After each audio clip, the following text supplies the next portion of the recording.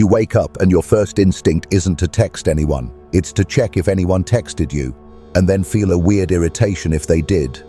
Because a message doesn't feel like love, it feels like a claim, and you tell yourself, I'm just protecting my peace. But if we're being honest, your peace has a pattern. You don't argue with people, you don't fight, you just fade. You reply slower, you keep it nice, you stop sharing, you wait for a reason that feels justified, and then one day you cut them off so cleanly it scares even you. And the worst part is, you feel relief. Not because you didn't care, because caring was starting to feel like drowning. So you choose distance, you choose control, you choose the clean pain of leaving first, instead of the messy pain of staying and finding out if they'd leave you anyway. And if that sentence just hit a nerve, if you've ever gone from I love you to I'm done in complete silence, if you've ever deleted someone and felt calm, then empty. This video isn't about toxicity. It's about the psychology of what happens when your nervous system learns one rule: closeness is danger.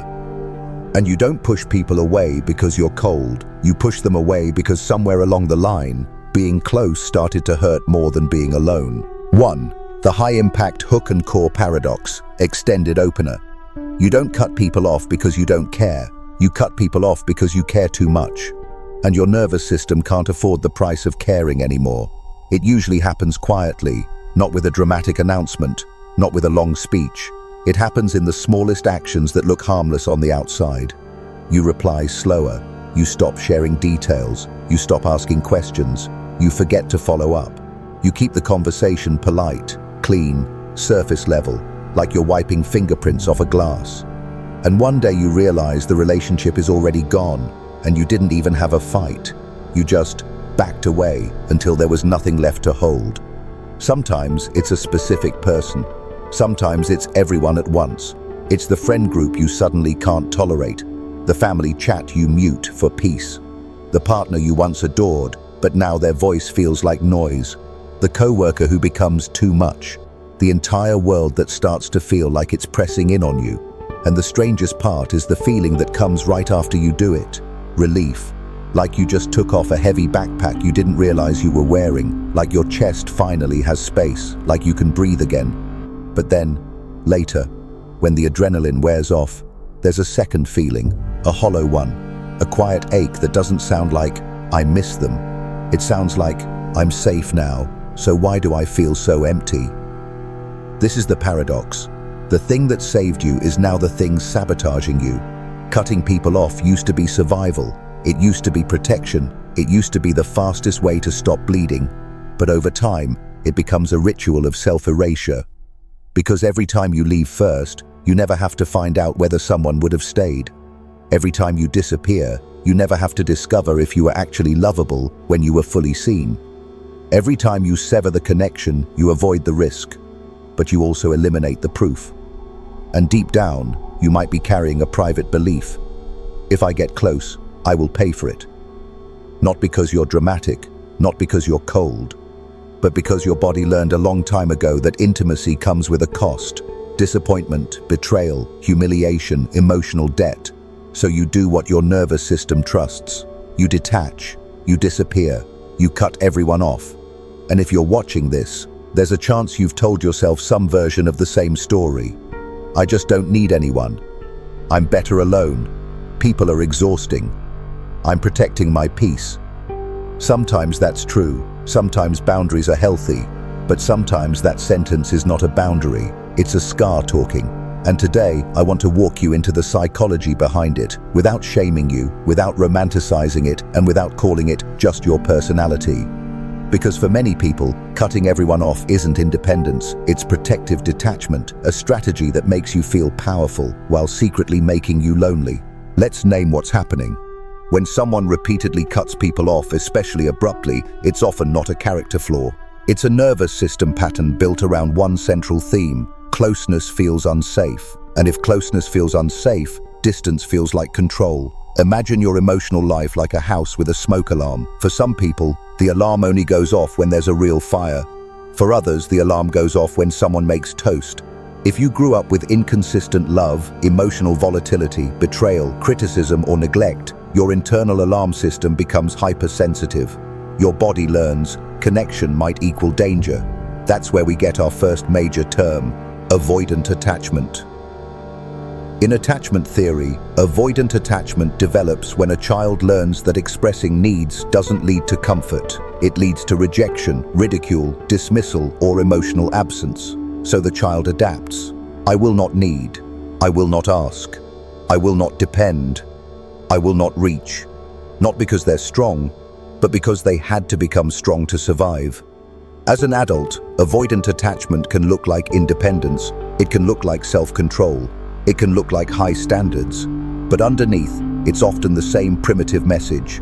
If I attach, I will suffer. Now add a second term, hypervigilance. Hypervigilance is when your nervous system is constantly scanning for danger. Not just physical danger, emotional danger. You become sensitive to tone shifts, delays in replies, micro-expressions, small disappointments that most people can shrug off. You don't just notice them, you interpret them, you build stories out of them. Your brain becomes a detective, and every clue points to the same conclusion. Something bad is coming. Hypervigilance makes relationships exhausting because you're never simply in the relationship. You're also monitoring it, predicting it, bracing for it, planning your exit. And that leads to a third term, deactivation strategies. These are psychological maneuvers avoidant people use to turn down attachment feelings when closeness rises. You minimize their importance, you focus on their flaws, you remember their worst moment. You convince yourself you were never that invested anyway. You idealize solitude, you numb out. Cutting people off is the ultimate deactivation strategy. It's the emotional equivalent of slamming a laptop shut mid-conversation. No more tabs, no more notifications, no more demands. But here's the deeper layer. This isn't just psychology, this is physiology. When you've lived through relational stress, neglect, unpredictable caregivers, emotional abandonment, your brain and body can become wired for protection. Your amygdala becomes more reactive. Your threat detection becomes faster. Your stress response becomes easily triggered. And your mind begins to associate intimacy with activation, heart racing, tension, insomnia, rumination, the sense of being trapped. So you do the one thing that reliably turns the volume down. You create distance. It's not that you don't want love. It's that love, as your body learned it, comes with a tax. So you stop paying. Now we arrive at the part people don't talk about, the emotional cost. Because detachment isn't free. It's not just peace. It's not just boundaries. It's not just protecting your energy. When you cut everyone off, you don't just remove harm, you remove possibility. And the grief that follows is invisible because no one attends funerals for relationships that ended quietly. This is a specific kind of pain, a grief without witnesses. You mourn conversations you never had, apologies you never received, versions of yourself you never got to be. And maybe the hardest part, you start to doubt your own heart. Because if you can cut someone off so cleanly, so decisively, you begin to wonder, am I broken? Am I cold? Why don't I feel like other people feel? But what if the truth is more tragic and more human? What if you don't detach because you feel nothing, but because you feel too much and you learned there was no safe place to put it? Carl Jung once wrote about the shadow, those parts of ourselves we exile to survive. And the shadow of the I don't need anyone person is often a desperate, tender truth. I needed someone so badly, and it didn't work. So you made a vow, maybe not consciously, but emotionally. A vow like, I won't beg, I won't chase, I won't be embarrassed again, I won't be the one who cares more, I won't be left. That vow feels like dignity, it feels like power, but it comes with a sacrifice, authenticity. Because to keep the vow, you have to cut off not just people, you have to cut off parts of yourself, your softness, your hope, your capacity to receive, your willingness to be seen. And over time, the world becomes smaller. Not because you don't have opportunities, but because your nervous system rejects them. A simple text message becomes a negotiation with fear. A normal misunderstanding becomes a reason to disappear. A gentle request from a partner becomes a threat to your autonomy. And the core fear behind all of it is this: vulnerability will cost me my dignity. So you choose distance instead. You choose the clean pain of leaving over the messy pain of staying. And it works, short term. But long term, it creates something like emotional malnutrition. You can be fine alone and still be quietly starving. You can be independent and still secretly wish someone would fight for you. You can be disconnected and still feel haunted by the question, what if I stayed one more day? What if I tried one more time? This is the philosophical weight. You didn't just lose people, you lost futures. And you did it to protect a younger version of you who couldn't survive another abandonment. Let's get brutally specific, because this pattern doesn't just live in your mind, it shapes your behavior across your entire life. And I want you to hear this clearly. These are coping strategies, not true personality traits. Here are 6 common adult manifestations of protective detachment. 1. You become allergic to need. You might be the person who prides themselves on being low maintenance. You don't ask for help. You don't request reassurance. You don't admit you miss people. But underneath, need feels dangerous because in your history, needing led to disappointment. So you act like you're made of stone, not because you are, because you had to be. 2. You leave at the first sign of emotional complexity. Someone disappoints you. You're done. Someone misunderstands you. You're done. Someone needs a conversation. You're done. Not because you're petty, because complexity triggers the old fear. This is going to turn into something painful, so you end it early to avoid the spiral. 3. You keep relationships light so they can't hurt you. You might be funny, charming, insightful, but you reveal just enough to be liked, never enough to be known. You become the person everyone enjoys, but no one truly holds. And then you tell yourself, see, people don't really show up, but you never gave them your real address. 4. You confuse boundaries with disappearance. A boundary is, this doesn't work for me. Disappearance is, I won't risk being misunderstood, so I'll remove myself. Cutting off feels clean because it avoids negotiation, repair, and vulnerability.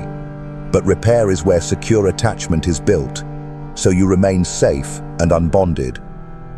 5. You self-sabotage intimacy the moment it starts to feel real. When someone gets close, your nervous system may interpret it as danger. You might start noticing flaws you ignored before. You might feel irritated by their affection. You might feel the urge to run. This isn't because they're wrong for you. It's because closeness is activating an old template. Closeness equals loss of control. So you regain control by pushing them away. 6. You live in cycles of numbness and loneliness. This is the quiet tragedy. At first, cutting people off feels like peace, but then the loneliness arrives. Not dramatic, not cinematic, just a dull grayness. You scroll, you distract, you work, you isolate, and you begin to feel like you're watching life through glass. So what is the unlearning? It starts with one crucial move: witnessing instead of gaslighting. Most people with this pattern tell themselves, I'm just logical. I'm just selective. People are the problem. I'm protecting my peace. Sometimes that's partially true. But healing starts when you ask a more honest question. What am I protecting myself from? Not who is wrong, not who deserves to be cut off, but what sensation am I avoiding? Is it shame? Is it rejection? Is it the feeling of being trapped? Is it the fear that if you stay, you'll lose yourself? Because once you can name what you're protecting, you can start protecting it in a new way without burning your life down. And here's the part people miss. You don't have to stop being discerning. You don't have to force closeness with unsafe people. But you do have to learn the difference between a real red flag and an old wound being touched. A trigger is not always a truth. Sometimes it's a memory in your nervous system masquerading as wisdom. So how do you heal a pattern that once kept you alive? You don't shame it, you honor it, because the part of you that cuts people off is not evil, it's protective.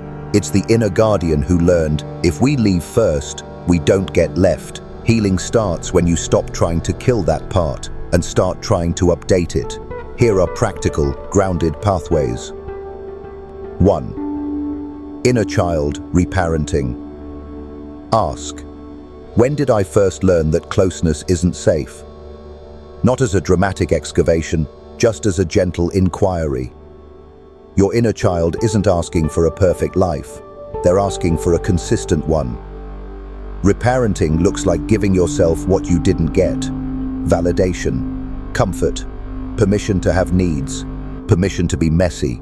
You become the adult who stays with your own feelings long enough to understand them, so you don't outsource regulation by disappearing. 2. Shadow work. Jung's idea of the shadow isn't about becoming darker. It's about becoming whole.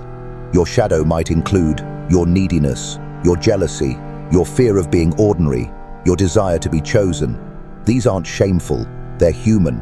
When you integrate the shadow, you no longer have to run from the parts of you that feel too much. And then intimacy stops feeling like a threat because you're not terrified of being fully seen. 3. Practicing soft repairs. People who cut everyone off often don't know how to repair. They only know how to endure or leave. So start small. A repair can be, hey, that hurt. I don't want to disappear, but I need a moment.